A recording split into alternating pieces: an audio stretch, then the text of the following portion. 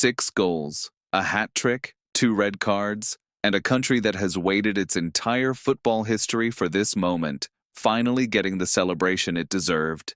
Mexico books the first knockout spot in this entire tournament. Switzerland dismantle Bosnia in a dazzling late show, and South Africa's captain begins the match in tears and ends it with a smile that stopped an entire nation. What a day. What an absolute day of World Cup football. Welcome to SoccerVault. I'm breaking down every result from today's group stage action, every key story, and lining up the biggest fixtures coming at you in the next 24 hours. This is Update C. Let's get into it. Canada 6, Qatar 0. Their first FIFA World Cup victory ever. And they did not just win, they announced themselves to the world. Jonathan David was the man of the moment. 3 goals.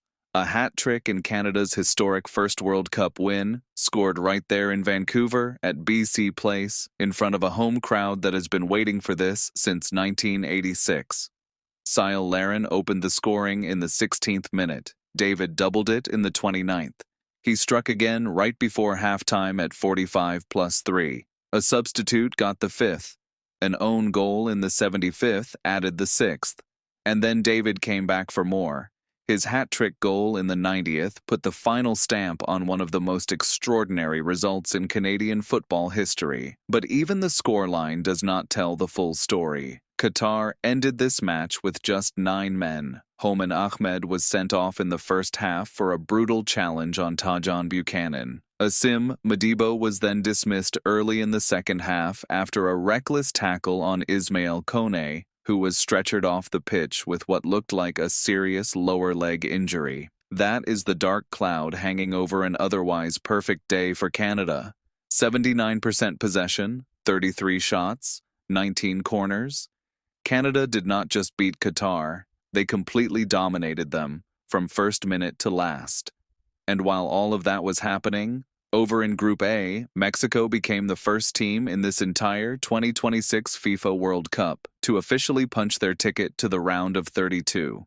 1 goal, Luis Romo, scored after a catastrophic error from South Korean goalkeeper Kim Seung-gyu. It wasn't the most beautiful win you will ever see, but for Mexico and their supporters watching on home soil across this co-hosted tournament, it did not matter one single bit. El Tri are through. Group A is theirs. And crucially, finishing first means every single knockout match will be played on Mexican territory. That home crowd advantage is enormous, and the Mexican coaching staff know it.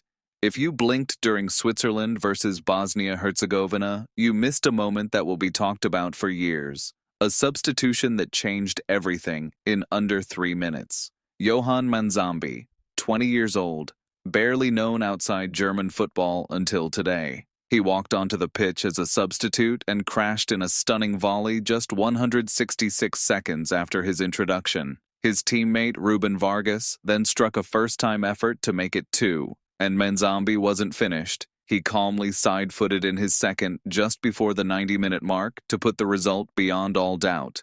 Bosnia had Tarek Muharemovic sent off for a wild challenge on Briel Embolo, down to 10 men. The comeback was never coming. Erman Mamic did score a brilliant volley of his own, and Granit Xhaka added a late penalty. But the story of this match will always be that one name, Manzambi.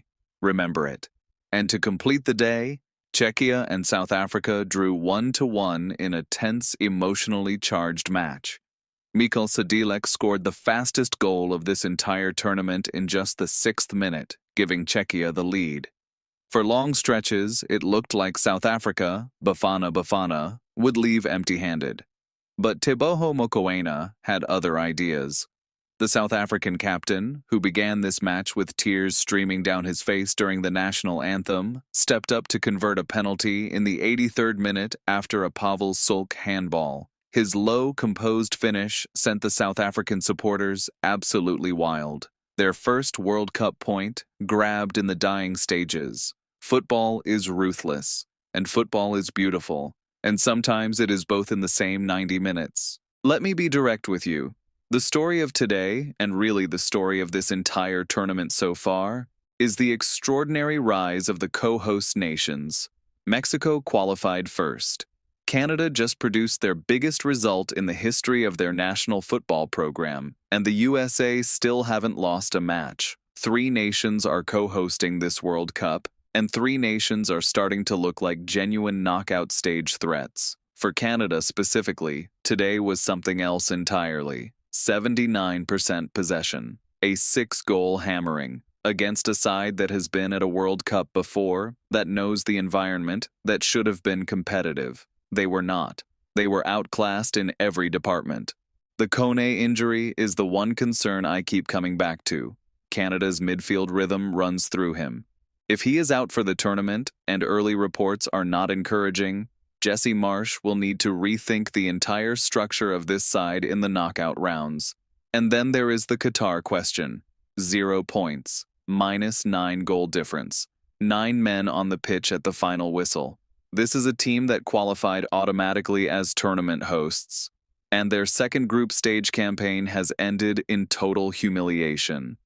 The debate around automatic host qualification is going to be loud after this. Right, let's look ahead, because the next 24 hours are absolutely packed. First on the schedule, USA versus Australia, kicking off at 3 a.m. SGT on June 20th at Lumen Field in Seattle. Group D, Greg Berhalter's side have been impressive so far and want to confirm their knockout berth with a match to spare. Australia come in under real pressure.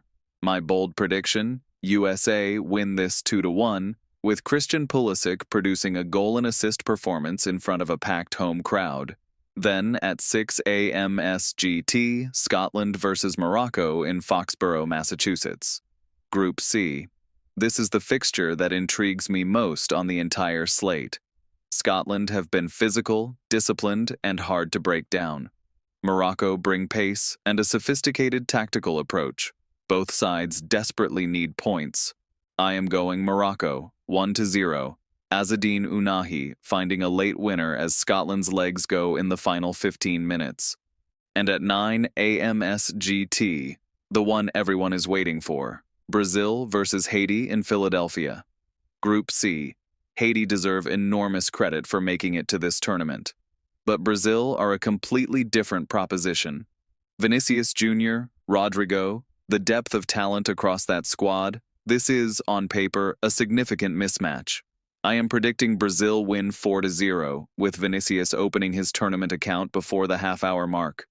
What a day of football this has been, and tomorrow is shaping up to be even bigger. If you enjoyed this breakdown, smash that like button right now. It costs you nothing and it genuinely helps this channel grow. Subscribe to SoccerVault so you never miss a single result or analysis, and drop your prediction in the comments. Which match are you watching first tomorrow? USA versus Australia or Brazil versus Haiti? Tell us below. I read every comment. SoccerVault, see you next time.